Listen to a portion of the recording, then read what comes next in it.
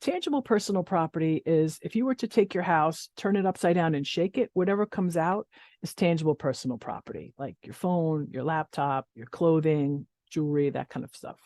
You can make a general bequest saying all to my spouse, if not my spouse, then my kids. You can specifically itemize things within the tangible personal property. This is where you'd handle it there. In this case, I generally keep it general.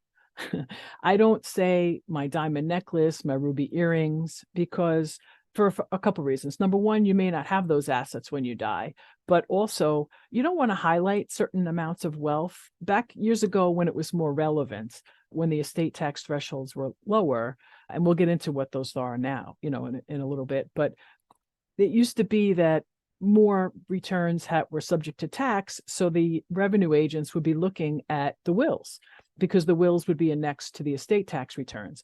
And you'd have this agent who might be making a modest salary looking at this will, seeing all this jewelry and all these valuable things, and they say, oh, this is a really rich person, let's audit this return.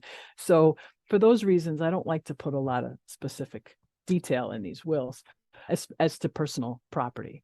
Other things you could put in here are specific bequests. You want to leave a certain dollar amount or a certain item, my grand piano to Aunt Susie, $50,000 to the Red Cross. You can do that here. And then after those bequests, you have what's called the residue, which is essentially everything else, right? So you can make that, you can say, to my spouse, or to my spouse if they survive, if not, my kids.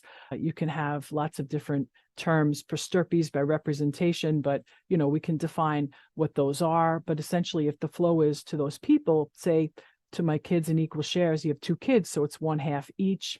Sometimes people have a very long list of beneficiaries, and maybe they say certain sums of money to each person, or 10% to this one, 5% to that one, 22.5% to the other ones. Don't laugh, I've had that.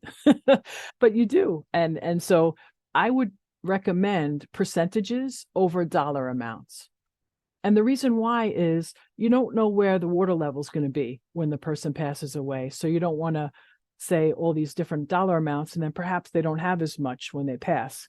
Keeping the percentages will make it simpler in the future for you.